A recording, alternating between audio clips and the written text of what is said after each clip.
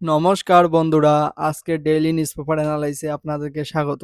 আজকের তারিখ হলো 13 আগস্ট 2026। এখানে আমার টেলিগ্রাম চ্যানেলটির লিঙ্কটি দেওয়া আছে। এই লিঙ্কটি ক্লিক করে আপনারা আমার টেলিগ্রাম চ্যানেলটি জয়েন করে নেবেন। আমি সেখানে এই পিডিএফটি আপলোড করে দেবো এবং বিভিন্ন ধরনের স্টাডি মেটেরিয়াল সেখানে আমি আপলোড করে থাকি।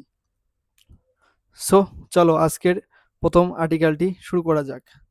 আজকের প্রথম আর্টিকেলটি হলো অ্যাবাউট দি ইন্ডিয়ান পিকক। ভারতীয় ময়ূরকে ন্যাশনাল বার্ড অফ ইন্ডিয়া। এই ভারতীয় ময়ূর হলো ন্যাশনাল বার্ড অফ ইন্ডিয়া, মানে জাতীয় পাখি of India. The Indian peacock is a symbol of beauty, pride and grace. ভারতীয় ময়ূরকে সিম্বল হিসেবে ধরা হয় সৌন্দর্য, প্রাইড অ্যান্ড গ্রেসের। The Indian peacock is one of the most beautiful birds in the world. ভারতীয় ময়ূর হলো বিশ্বের সবথেকে সুন্দর পাখি। It is native to the Indian subcontinent. এটি হলো ইন্ডিয়ান সাবকন্টিনেন্টের নেটিভ। It is the national bird of India since 1963। এটি জাতীয় পাখি হিসাবে পরিচিত আমাদের ভারতবর্ষের কাছে এবং এটি 1963 সাল থেকে চলিত হচ্ছে। Physical features of the Indian peacock. Males are called peacocks and females are called peahens. Peacocks have long, colorful tail, feather with eye-like patterns. Peacocks have long, colorful tail, মানে যেটাকে লেস বলা হয়, with eye-like patterns, ওই যে যেখানে আপনারা ছবিতে দেখতে পাচ্ছেন। আশা করি সবাই পিকক দেখেছেন। Males are larger and more colorful than females. পুরুষ পিকক বেশি বড় হয় এবং কালারফুল হয় মহিলা পিককের থেকে, যেটাকে পিহেন্স বলা হয়। They have a crested crown on their head. তাদের মাথায় একটা ক্রেস্টেড ক্রাউন ব্যান্ড থাকে, যেটা এখানে ছবির মধ্যে দেখা যাচ্ছে। Habitat and diet found in forest, open fields, ফার্মল্যান্ডস and near villages. Feeds on grains, seed, insect, small reptiles and plants. ভারতীয় ময়ূর গ্রেন, শস্যদানা, কোনো কিছুর বীজ, ইনসেক্ট, পোকামাকড়, স্মল রেপটাইলস অ্যান্ড প্লান্টস ভোজন করে, মানে খায়, যেটাকে বলা হয়। Behaviour of the peacock. পিকক্স are known for their beautiful dance during the monsoon season. Peacock তার জানা যায় তার বিউটিফুল ড্যান্সের কারণে, যেটা মনসুন সিজনে তারা করে। They make loud calls specially before rain. বৃষ্টির আগে তারা খুবই জোরে চিৎকার করে। They are shy but become active during early morning and evening. তারা খুবই লজ্জা পায় কিন্তু খুবই অ্যাক্টিভ থাকে আর্লি মর্নিং, মানে ভোরবেলা, এবং ইভিনিং, সন্ধ্যাবেলায়। Importance of the Indian peacock. It is a symbol of beauty, love and immortality in Indian culture. It is associated with Lord Krishna and is considered sacred. কারণ আমাদের হিন্দু পুরাণে যেটি আছে, লর্ড কৃষ্ণা সাথে এটি ইন্ডিয়ান পিকক অ্যাসোসিয়েটেড, এবং এটাকে আমরা পূজ্য হিসাবে মেনে চলি। It plays an important role in maintaining ecological balance by controlling insect. Indian peacock খুবই একটা ইম্পর্টেন্ট রোল মেনটেন করে, যেটাকে ইকোলজিক্যাল ব্যালেন্স কন্ট্রোল করতে সাহায্য করে ইনসেক্টগুলোকে ফিড করার কারণে। The peacock's feathers can be over 1.5 meters long. মানে পিককের যে লেজটা আছে সেটা 5 মিটার 1.5 মিটার্স লং অবধি হয়। Conservation status. IUCN স্ট্যাটাস বর্তমানে আছে লিস্ট কনসার্ন।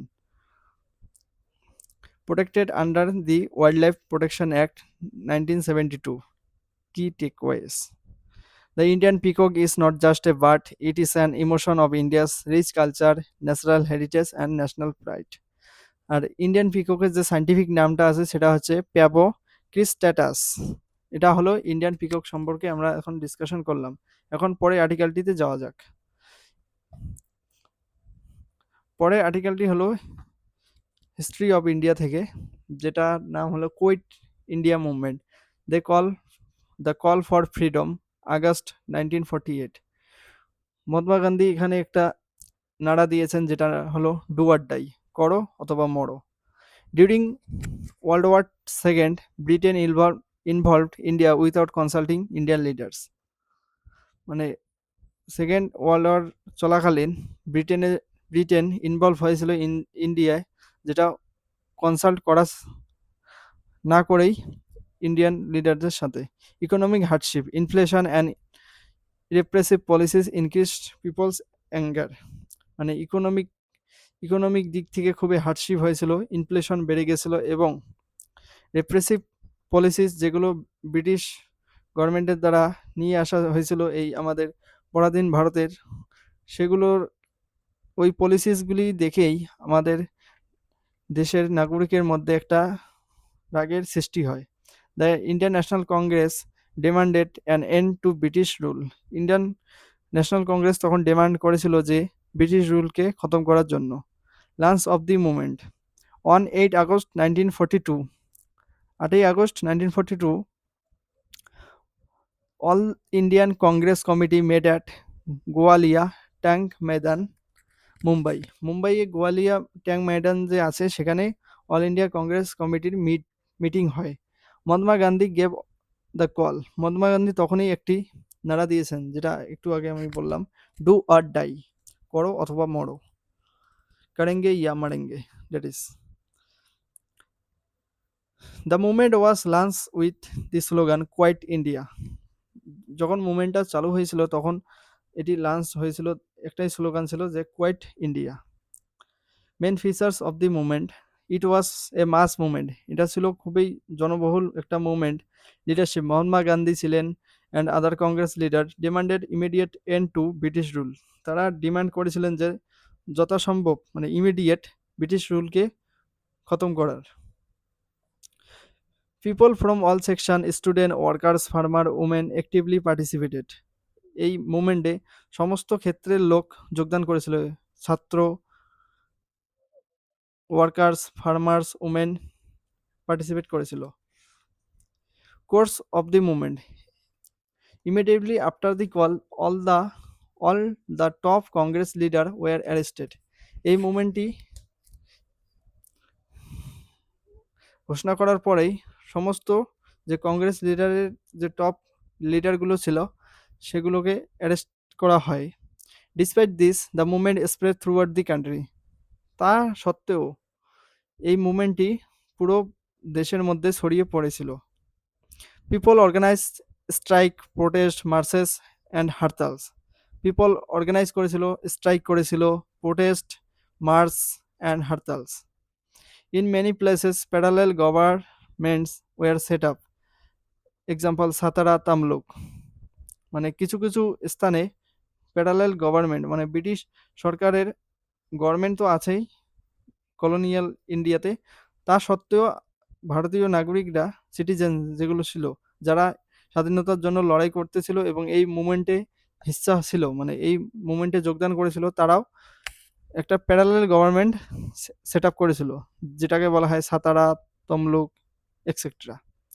ব্রিটিশ রেসপন্স, মানে এই মুভমেন্টের ক্ষেত্রে ব্রিটিশদের কি রেসপন্স ছিল? The British government responded with extreme force. তারা খুবই জনপ্রবলভাবে বাহিনীর সাথে তারা রেসপন্ড করেছিল। Thousand of people were arrested, হাজার হাজার মানুষ অ্যারেস্ট হয়েছিল এই মুভমেন্টের ক্ষেত্রে ব্রিটিশ সরকারের দ্বারা। মেনি ওয়ার লাঠি চার্জ, শট অর ইমপ্রিজন্ড। তাদের মধ্যে কিছু সংখ্যক লাঠি চার্জ করা হয়, শট এবং imprison. Press and public meetings were strictly banned. Press এবং পাবলিক মিটিংস সব কিছুই একবারে ব্যান করে দেওয়া হয়েছিল। Significance of the movement. The Quiet India movement marked a turning point in India's freedom struggle. It showed the determination of Indians to end British rule. এই মুভমেন্টে দেখা গিয়েছিল যে ভারতীয়রা চায় যে তারা মানে একটা ডিটারমিনেশন ডিটারমাইন্ড ছিল যে তারা চায় যে ব্রিটিশ রুলকে শেষ করার জন্য বা খতম করার জন্য। It weakened the British rule morally and politically. এটা ব্রিটিশ রুলকে দুর্বল করে দিয়েছিল মোরালভাবে এবং politically. It paved the way for India's independence in 1947, যেটা 15ই আগস্ট আমরা ব্রিটিশ গভর্নমেন্টের থেকে আমরা ইন্ডিপেন্ডেন্স পেয়েছি। Outcome of this movement, though the movement was suppressed, it shook the British Empire. After the war, British realized that India could no longer be ruled. After the war মানে second world war শেষ হওয়ার পরে British government realise করেছিল যে আর ইন্ডিয়ার মধ্যে rule করা সম্ভব নয়। It eventually led to India's freedom on 15 August 1947। আর তখনই আমরা 15ই আগস্ট 1947 খ্রিস্টাব্দে আমরা স্বাধীনতা লাভ করি। এই হলো কোয়াইট ইন্ডিয়া মুভমেন্ট। এখন পরের আর্টিকেলে যাওয়া যাক। এই কোয়াইট ইন্ডিয়া মুভমেন্টের কিছু প্রমিনেন্ট লিডার ছিল মহাত্মা গান্ধী, জওয়াহরলাল নেহরু, সর্দার প্যাটেল, মৌলানা আজাদ, আরানা আসাফ আলী, জয়প্রকাশ নারায়ণ এবং আরও অনেক প্রমিনেন্ট লিডার ছিল। সো এই হলো কোয়াইট ইন্ডিয়া মুভমেন্ট। এখন পরের আর্টিকেলে যাওয়া যাক। পরের আর্টিকেলটি হলো ইন্ডিয়ান পার্লামেন্টারি সিস্টেমের একটি প্রসেস, যেটাকে বলা হয় joint parliamentary committee. A joint parliamentary committee (JPC) is a temporary committee constituted by a resolution of both the Lok Sabha and Rajya Sabha to examine a specific issue and submit its report. মানে কোনো এক সময় মনে করো যদি কোনো একটি bill pass করার ক্ষেত্রে খুবই অসুবিধা হয়, যে একটা হাউসের অনুমতি থাকে আর একটা হাউসে অনুমতি থাকে না, বা কিছু সংখ্যক ওই সহানুভূতি দেখায়, ভোট দেয়, কিছু সংখ্যক ভোট দেয় না, তখন ওই বিলটিকে জয়েন্ট পার্লামেন্টারি কমিটির কাছে প্রেরিত করা হয়, যেটা দেখা হয় লোকসভা এবং রাজ্যসভার কিছু মেম্বার থাকে, তাদের মিলিয়ে এই জয়েন্ট পার্লামেন্টারি কমিটিটা তৈরি করা হয় স্পেসিফিক ইস্যু, এবং এটির রিপোর্টটি সাবমিট করা হয় পার্লামেন্টের দোনো হাউসে। এটাই হলো joint parliamentary committee. JPC joint parliamentary committee is not mentioned in the constitution. এটি কনস্টিটিউশনের কোথাও মেনশন করা নেই। It is created through a resolution passed by both houses. এটি তৈরি করা হয় মানে লোকসভা এবং রাজ্যসভার একটা রেজলিউশন দিয়ে, যেটাকে বোথ হাউসে মানে দুটো হাউসে পাস করে দিয়ে এটি তৈরি করা হয়। Govern by the rules of procedure of Lok Sabha and Rajya Sabha. এটি গভর্ন করা হয় রুলস অফ প্রসিজার যে আছে লোকসভা এবং রাজ্যসভার, সেটা দিয়ে। Composition of this committee, members are drawn from both Lok Sabha and Rajya Sabha. দুটো হাউস থেকেই মেম্বার থাকে। Proportional representation of parties based on their strength. এখানে প্রপোর্শনাল রিপ্রেজেন্টেশন অফ পার্টিস হয় বেসড অন দেয়ার স্ট্রেংথ দিয়ে। নমিনেটেড বাই দি স্পিকার, লোকসভার দ্বারা nominate করা হয়, এবং চেয়ারপারসন রাজ্যসভায়। যদি লোকসভায় যখন মেম্বার ঘোষিত হয় তখন স্পিকার দ্বারা করা হয় লোকসভায়, আর যখন রাজ্যসভায় করা হয় তখন চেয়ারম্যান দ্বারা করা হয়। Chairperson is usually a member of Lok Sabha. এখানকার জয়েন্ট পার্লামেন্টারি কমিটির চেয়ারপারসন একজন মেম্বার হয় লোকসভা থেকে। লোকসভার মেম্বারই চেয়ারপারসন হয় usually. Purpose and function, to investigate and examine important issues in detail. এখানে ইনভেস্টিগেট করা হয়, এক্সামাইন করা হয় ইম্পর্টেন্ট ইস্যুস ডিটেলসের সাথে। To gather information, calls for evidence and consult এক্সপার্টের সাথে কনসাল্ট করা হয়, ইনফরমেশন গ্যাদার করা হয় এবং এভিডেন্স চাওয়া হয় এই কোনো কিছু ইস্যু নিয়ে সেটাকে ইনভেস্টিগেট করার জন্য। To suggest measure and recommend solution, কিছু সাজেশন মেজার করা হয় এবং সেটা রেকমেন্ড করা হয় কিছু solution. To submit a report to both houses of parliament,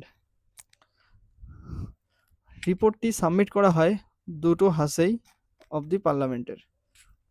powers, can summon and examine witnesses, মানে উইটনেসকে সামন করতে পারবে এবং এক্সামিনও করতে পারে। ক্যান অ্যাক্স ফর ডকুমেন্টস অ্যান্ড রেকর্ডস, অবশ্যই ডকুমেন্টস এবং রেকর্ডের কথা বলতে পারবে, can visit places and hold consultation, has power similar to a civil court in matters like summoning evidence or and records. Tenure generally exists for 1 year or for the period specified in the resolution. Example of JPCs: JPC on securities scam 1992, on তারপরে 2G scam spectrum allocation 2011, black money 2012, work amendment bill 2013, one nation one election bill 2024 এবং ইদানিং এই 1-2 দিন আগে ওই যে এফসিআরএ যে বিলটি আছে সেটাকে জয়েন্ট পার্লামেন্টারি কমিটিতে কাছে প্রেরণ করা হয়।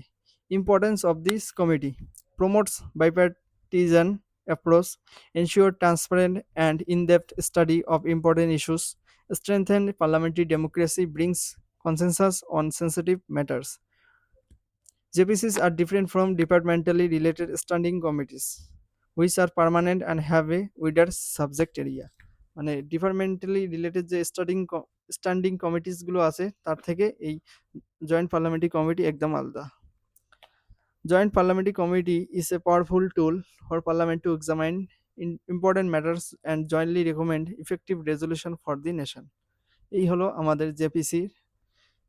এই আর্টিকেলটি আপনারা ভালো করে দেখে নেবেন, পরীক্ষায় সম্ভবত আসতে পারে যে এটি একটি কি কনস্টিটিউশনাল, এই জয়েন্ট পার্লামেন্টারি কমিটিটি কি কনস্টিটিউশনে মেনশন আছে কি মেনশন নেই, এই মতো প্রশ্ন আসতে পারে। যেখান থেকে প্রশ্ন আসুক আপনাদেরকে ট্যাকেল করার ক্ষমতা এই স্লাইডটি পড়বেন তবেই রাখবে। আরও যদি এক্সট্রা ইনফরমেশন লাগে তখন আপনারা এআই একটু গুগলে সার্চ করে নেবেন যদি আরও কিছু লাগে, কিন্তু এখানে most of the information gathered on this slide. So চলো পরের আর্টিকেলে যাওয়া যাক। পরের আর্টিকেলটি হলো vibrant villages program, transforming border villages, strengthening Bharat. Vibrant Villages Program is a flagship initiative of the Government of India. এটি একটি গভর্নমেন্ট অফ ইন্ডিয়ার flagship initiative. It aims to transform the socio-economic condition of villages located along the borders. মানে যেসব village border এরিয়ার পাশাপাশি মানে বর্ডারের সাথে লাগালাগি সেই ভিলেজগুলোকে সোশিও ইকোনমিক কন্ডিশনের ক্ষেত্রে ট্রান্সফর্ম করা হবে, ওটাই হচ্ছে এই প্রোগ্রামটির কাজ। It ensures development with security and promotes the spirit of nationalism. এটি ডেভেলপমেন্ট করা হয় সিকিউরিটির সাথে এবং স্পিরিট অফ ন্যাশনালিজম জাতীয়তাবাদ এখানে প্রমোটস করা হয়। Implemented by ministry of home affairs in coordination with state or UTs, governments and other ministries. Objective of this program: improve infrastructure and connectivity, enhance access to basic amenities like health, education, electricity and clean drinking water, boost livelihood opportunities and skill development, promote tourism and local culture, strengthen the border areas and prevent out migration, foster a sense of security, self-reliance and inclusive growth. এগুলো হলো এই প্রোগ্রামটির একমাত্র objectives. Third, coverage focuses on villages in the border areas of 17 states and 1 union territory, covers the northern, western and northeastern borders of India. Around 2967 villages approximately identified for holistic development. Key interventions: all-weather roads and connectivity, road, bridges, telecom, etc. 24/7 electricity and clean energy, drinking water supply and sanitation, school anganaris and health facilities, skill development and livelihood opportunities, promotion of local products, handicrafts and tourism. Implementing approach: convergence with central scheme like PMGSY, PMAY, Jal Jeevan Mission, Saubhagya, Ayushman Bharat, etc. Area development approach with saturation of infrastructure and services, community participation and Gram Sabha engagement, regular monitoring and outcome-based evaluation. Expected outcomes: improved quality of life in border villages, economic growth and employment generation, strengthen border population and reduce out migration, secure, prosperous, and self reliant border areas. Significance of the program: it is a step towards Antodaya at the borders, balances development and security, strengthen India's border management with the participation of local communities, realizes realize the vision of Atmanirbhar and Vikshit Bharat. মানে ব্রাইব্যান্ড ভিলেজের প্রোগ্রামটা আছে যে এটা প্রথম ফেজটি শেষ হয়ে গেছে, যেটা 2022 সালে লঞ্চ হয়ে গেছে। এখন চালু হবে সেকেন্ড ফেজ। ওই জন্য এটি নিউজ শেষ ছিল, ওই জন্য আমরা এখানে ডিসকাশন করলাম। এটির মেন উদ্দেশ্য হলো বর্ডার এরিয়াগুলো যেগুলো ভিলেজ পড়ে সেগুলো ভিলেজের সাথে কানেক্টিভিটি প্রমোট করা এবং সেই ভিলেজগুলোকে উন্নত মানের করা, বর্ডার এরিয়ার পাশাপাশি যেগুলো ভিলেজ আছে। এই হলো আজকের আমাদের আর্টিকেল। পরে আর্টিকেলে যাওয়া যাক। পরের আর্টিকেলটি হলো PM মাত্তা মাৎসা jan Samriddhi PM Matsya Kishan Samriddhi Sa Yojana is a flagship scheme launched by the Government of India. এটি একটি গভর্নমেন্ট অফ ইন্ডিয়ার ফ্ল্যাগশিপ স্কিম, যেটা লঞ্চ করা হয় PMMKSSY যেটার নাম। A centrally sponsored scheme for the holistic development of this fisheries sector in India. এটি হলো fisheries sector. It aims to make the fisheries sector more productive, sustainable and profitable. It is implemented during the period of 2020-21 to 2024-25, কিন্তু বর্তমানও অবধি চলছে, যেটা চলছে এটা ছিল পাঁচ বছরের টেনিউর। এখন এটার সেকেন্ড ফেজ চালু হবে। এটির মিনিস্ট্রি হচ্ছে ministry of fisheries, animal husbandry and daring, government of India.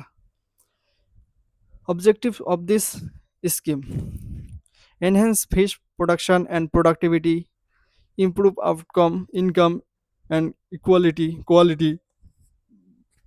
of life of fishers and fish farmers, modernize and strengthen value chain and most harvest management, promote sustainable practices and climate resilient fisheries, generate employment and entrepreneurship opportunities. Components are activities: expansion of freshwater aquaculture, brackish water aquaculture development, ornamental fish culture and seaweed cultivation, strengthening of fisheries value chain including processing and marketing, infrastructure development, fish landing center, cold storage, hatcheries, etc., capacity building, training and awareness. Financial pattern যেটা আছে, state 40%, state authorities 40%, center 60%, 100% funding for northeast eastern states, Himalayan states and UTs without legislature। মানে north eastern যেগুলো state আছে, seven sister যেটা বলা হয়, আর Himalayan যেগুলো state আছে সেখানে সেন্ট্রাল সরকার 100% ফান্ড করবে, এবং যে ইউটিগুলোতে লেজিসলেচার নেই, স্টেট লেজিসলেচার, সেগুলো তো 100% করবে। আর বাকি যেগুলো লেজিসলেচারে ইউটিতে লেজিসলেচার আছে আর স্টেট তো লেজিসলেচার আছে, সেখানে 60:40 রেশিও হবে। Beneficiaries: fish farmers, fishermen and fish workers, self-help groups and cooperatives, entrepreneurs, startups and FPOs, individual NGOs and other stakeholders in fisheries sector. Implementation and coverage: implemented by state governments or UT administration, covers all states and UTs across the country, covered convergence with other schemes like KCC, PMMSY, NRLM, DAYN, RLM, etc. Expected outcomes: increase in fish production and productivity, higher income for fish farmers, employment generation in rural areas, sustainable and inclusive growth of the fisheries sector. India is the second largest fish producing country in the world. এটা আপনারা সবসময় মাথায় রাখবেন। আর কি takeaway: PM Matsya Kishan Samriddhi Sa Yojana is a step towards blue revolution, transforming fisheries sector and building a prosperous new India, যেটাকে আমরা বিকশিত ভারত 2047 বলি। এই হলো আজকে আমাদের ডিসকাশন। এখানে আমরা ৫টা আর্টিকেল ডিসকাশন করলাম। এগুলো আপনারা ভালো করে দেখে নেবেন এবং ভালো করে পড়বেন। আর এই পিডিএফটি পাবেন আমার টেলিগ্রাম চ্যানেলে। Subscribe the channel and join Telegram. স্বাধীনতা দিবসের স্বাধীনতা দিবসের আগাম শুভেচ্ছা। এখানে আমার কিউআর কোডটি দেওয়া আছে। এই কিউআর কোডটি স্ক্যান করে আমার টেলিগ্রাম চ্যানেলটি জয়েন করে নেবেন। সেখানে আমি এই পিডিএফটি দিয়ে দেবো এবং বিভিন্ন ধরনের স্টাডি মেটেরিয়াল সেখানে আপলোড করে থাকি। Thank you so much. Jai Hind, Jai Bharat.